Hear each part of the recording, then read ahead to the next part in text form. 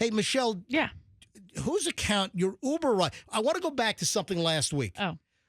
Michelle and Julian came back on Thursday. I picked them up at the airport a little after 2:00 last Thursday. Remember they had the missed approach.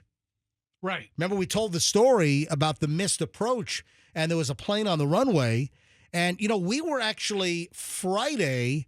We went to look at some tile because we're getting ready to redo our pool. So we went to look at some tile right off of Benjamin Road, right where runway 19 right is at Tampa International. And that's the rightmost runway that's closest to the veterans.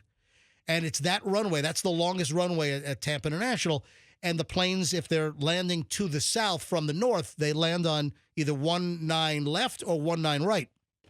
And Michelle and Julian were landing at Tampa International on Thursday, and there was an American Airlines flight. They were on American. There was a company plane that did not move quick enough, and they had a full throttle and go to the right and veer to the right at the last minute.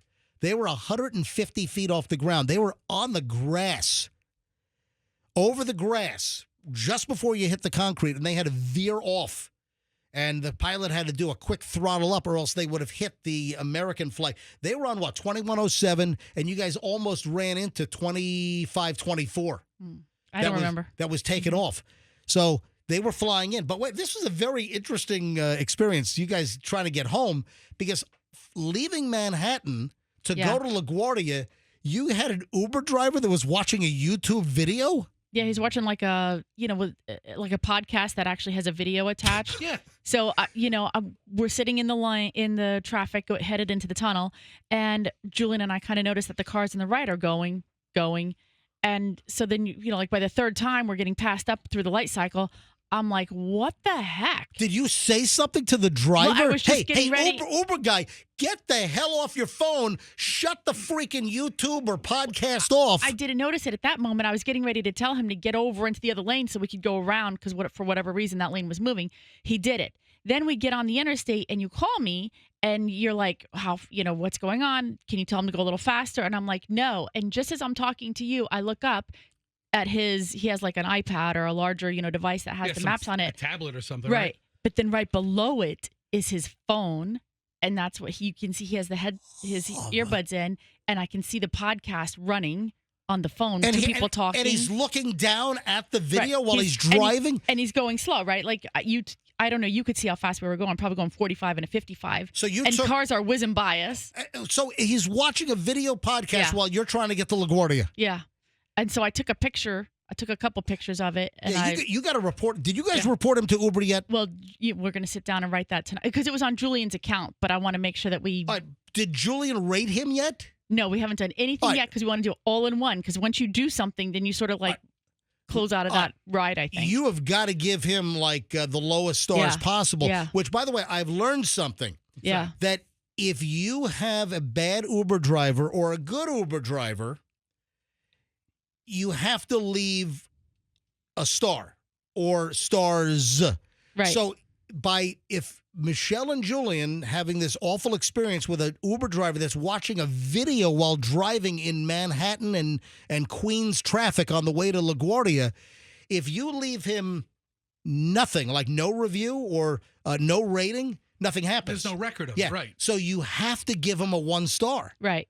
Because he deserves 0 stars, but you can't say, I'm going to give him 0 stars by not even voting. No, you have to rate him. So you have to give him a 1 star to lower his average. Right. And then obviously doesn't it ask you, why do you leave him a 1 star? Yeah, there were a series of questions. So I just thought that, you and I should sit down with Julian and make sure that we get all the information in that we, think is relevant that Uber should know. I mean, the guy should not be driving. For sure.